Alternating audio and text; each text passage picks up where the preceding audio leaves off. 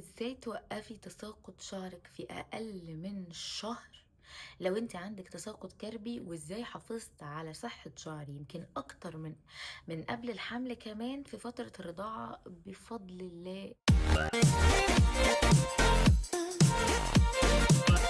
هخش انا في موضوع الفيديو على طول. دي كانت حالة شعري قبل ما احمل. واللي يعرفني انا صحتي اتدهورت بشكل او باخر بنسبة كبيرة جدا مع الحمل يعني، وجسمي كان بيعبي مية بشكل كبير وحتى ولادتي كانت طوارئ يعني. يعني ده كان شعري قبل الحمل، وده شعري دلوقتي بعد الحمل، وبقالي الحمد لله بفضل الله سنة برضع اللهم بارك.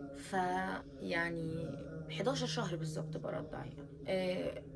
مع إصرار مني في بداية مشوار الرضاعة، مع معرفتي إن أنا همر بتساقط كربي شنيع، أسوأ تساقط كربي ممكن أي بني آدم يمر بيه، هو بعد الحوادث والعمليات الجراحية الكبيرة، وطبعا بعد الولادات خصوصا القيصرية. فطبعا كنت عارفة أنا همر بإيه، ولكن خدت الموضوع بالنسبة لي تحدي كبير. أنا مش هوصل لحالة شعر متدمرة مع الرضاعة. كفاية الرضاعة والمسؤولية والحالة النفسية واللي أنا فيه ده كله. لا، أنا هحافظ على صحة شعري. ومن أول أصلا ما البيبي تم 4 شهور لحد تقريبا 3 شهور بعد كده، وانا في حاله تساقط مرعبه. يعني كنت بمسك الشعر في ايدي كده واقول يا ربي، يعني لما ده شعر بيقع ازاي لسه في شعر في دماغي؟ سبحان الله يعني. ولكن صراحه من الحمل والفترة الأولى بعد الولادة الشعر بيبقى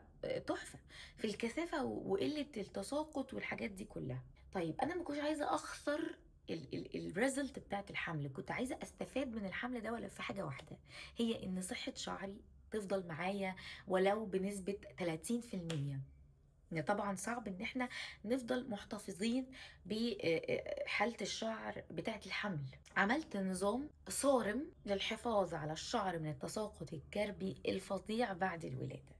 اي حد عنده تساقط كربي ممكن يمشي على النظام ده باستثناء مشروبات الاعشاب، لان مشروبات الاعشاب في النظام ده هي بتخاطب الناس اللي لسه خارجة من الحمل او من الولادة واللي بترضع. يعني انا دلوقتي خارجه من الحمل، فالاستروجين عندي كان عالي كده، خصوصا ان انا والده في الثامن. فبدل ما الاستروجين ينزل كده، هو نزل كده مره واحده. فاهمين؟ فبالتالي انا خاطبت بقى بالاعشاب الحفاظ على نسب الهرمونات في الجسم. عملنا ايه؟ اولا اتبعت نظام غذائي مغذي جدا للجسم، ولكن حاولت اسيطر شويه على بعض الاكلات اللي انا عارفه انها بتزود هرمونيا فراغات الشعر وقابليه تساقط الشعر. وخلونا بحبوحين شويه في الكلام عن الموضوع ده. البيض مهم جدا في فتره الرضاعه، مصدر قوي للبروتين وبعض الفيتامينات، لكنه بكثره ممكن يزود هرمونات تساقط الشعر وضرر الشعر هرمونيا. خليكم معايا، البيض ضروري للي بترضع، لان هو جرعة طاقة وجرعة بروتينات صعب تعويضها بالنسبة للمرضع، لكن زيادتها بتزود من الهرمونات الضارة اللي بتأثر على بصيلة الشعر. طب اشرحي ازاي وليه؟ هشرح لكم ده في فيديو تاني بنتكلم فيه عن نظام غذائي كامل لدعم صحة الشعر وإطالة الشعر والسيطرة على الصلع الوراثي. اتفقنا؟ يعني اعتقد الفيديو ده هيكون الفيديو الجاي او اللي بعديه على طول. ده كده بالنسبة للغذاء.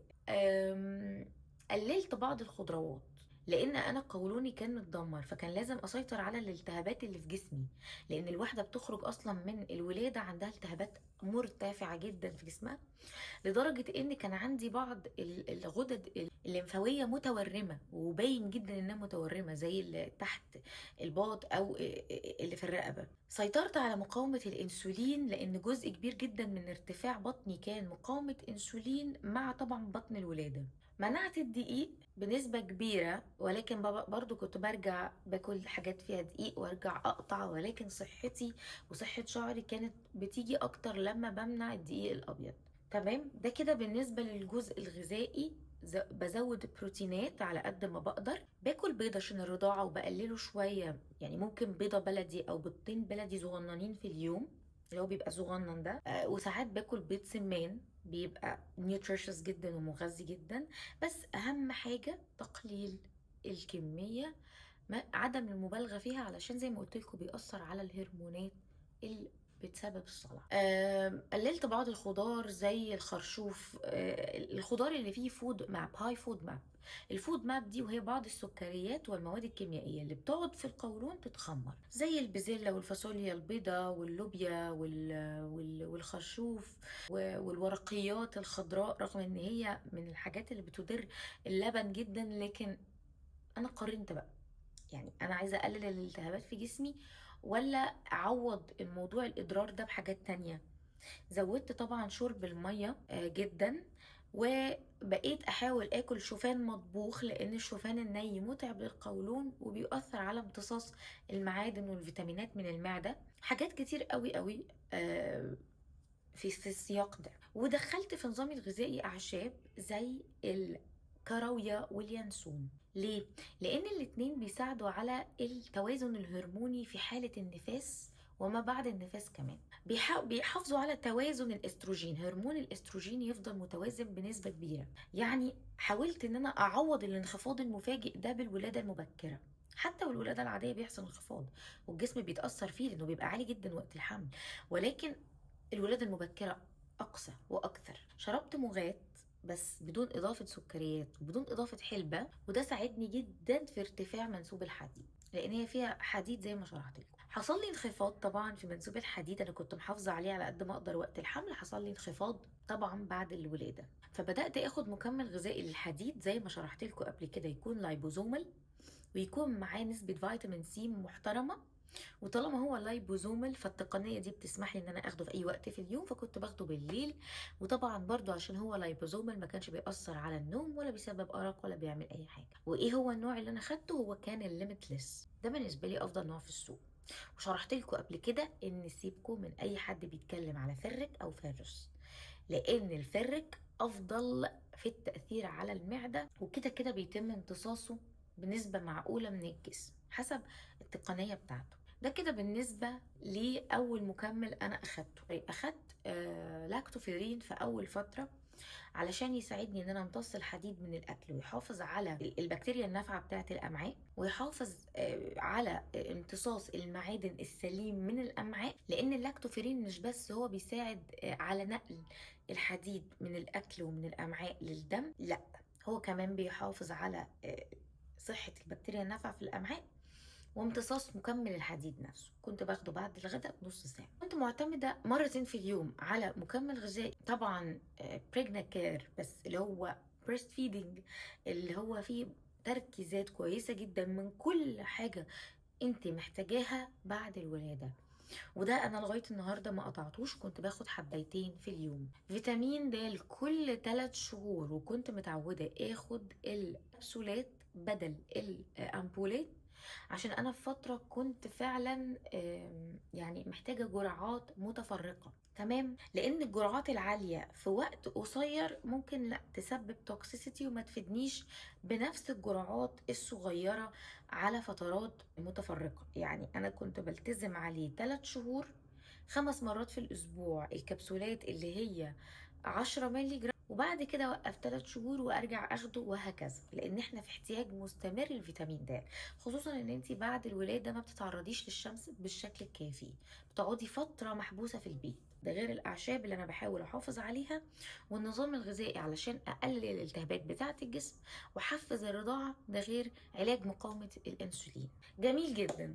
عملتي ايه بقى موضعيا؟ الموضوع ده يطول شرحه. اساسي عندي ومش علشان ترويج ولا اي حاجه، انا كنت بستخدم زيت الحوامل بتاع لاجوا وقت الحمل، حافظ لي على شعري على قد ما اقدر، لان كل الناس طبعا بتخاف تستخدم حاجات كتير وقت الحمل عشان تاثيراتها على الحمل. لكن استخدامي لمنتج يحافظ لي على صحه شعري وقت الحمل وترطيبه وعدم تكثره وكده وصلني لاعلى نتيجه، اللهم بارك، الحمد لله، من شعري في وقت الحمل ده. طيب ايه تاني؟ بعد ما ولدت على طول بدون استثناء اخدت على طول زيت المكسرات، وده زي ما قلت لكم هو زيت مصمم مخصوص للحفاظ على صحة الشعر، علاج الصلع الوراثي، انبات الفراغات بسرعة جدا، نتيجته هايلة، خصوصا لو استخدمته مع ديرما ستامب او مع ديرما رولر، فظيع. وانا عايزه اقول لكم دي نتيجته معايا. انا بعد شهرين من التساقط الكربي البشع بتاع ما بعد الولاده، كانت دي حاله فراغاتي، حاجه تجيب اكتئاب. وطبعا على طول فورا بدات شغل مايكرو نيدلينج ديرما ستامب او ديرما رولر مع زيت المكسرات. اهو سيرم الفوليكيور ده سيرم يومي بيتحط مرتين في اليوم في حاله التساقط العنيف، او في حاله عدم وجود تساقط وان احنا عايزين انبات فقط، فبنستخدمه مره في اليوم. سيرم الفوليكيور وزيت المكسرات هما اقوى كورس انبات او وايقاف تساقط ومقاومه صلع ممكن اي حد يفكر يستخدمه. ومش برضو دعايه، انا بقول لكم دي نتيجته معايا انا. الزيت بس كمان يعني، حتى ما كنتش بستخدم دي لان انا بحب افرد شعري واتابع الجروث او النمو بتاع شعري. بالاضافه لان انا عندي بيبي، فكان صعب ان انا يوميا يبقى عندي روتين ان اهتمام بشعري. زي ما احنا شايفين ده بيبي هير بس بيطول، كل ده بيبي هير طولان ما شاء الله اللهم بارك. بصوا كل ده بيبي هير طولان، كل ده ما كانش موجود. ده كله بسبب ايقاف التساقط السريع، وان انا اشتغلت بسرعه على الانبات ومحفزات الانبات. بصوا كاني عندي قصه اللهم بارك من البيبي هير الجديد. كل ده بسبب ان انا استخدمت زيت المكسرات. ما هو قوي يعني، هو مش بس بيز الزيوت، لا هو في ماده فعاله انا بسافر اجيبها بنفسي بتتحط على الزيوت، بتخليه قوي جدا. مفيش حد لغايه النهارده بيستخدم الماده الفعاله دي، لان انا بطلبها مخصوص. هي بتستخدم في بعض الادويه وبعض الحاجات انا بستخدمها مخصوص، وهي ماده برضو ستيل تعتبر طبيعيه، وانا مش مخبياها. انا بقول لكم ان هي معتمده على البيكان، مكسرات اسمها البيكان وكلكم عارفينها وعارفين انها مفيده ازاي وقد ايه غاليه. نقدر ان احنا نخش على الويب سايت www.lajoie.com ونبص على المنتجات ونشوف حتى كمان الريفيوهات ونتائج العملاء. اما بقى بالنسبه للروتين ما بعد الشاور، كنت مبسطاه على قد ما اقدر. طالما انا بعتني بشعري بالزيوت والمنتجات والاعشاب قبل غسله، يبقى مفيش اي داعي ان انا استخدم منتجات كتير بعد غسل الشعر. كنت بكتفي فقط بوقي الحرارة بعد ما اغسل شعري يبقى مترطب وكل حاجة. بستخدم طبعا شامبو بلسم. وممكن بعد على طول بعد ما افرد شوية كده عشان احنا داخلين على الصيف، املس على الشعر بسيرم كويس. طب ايه هو؟ لا ده كذا نوع وكذا احتياج وحسب نوع الشعر.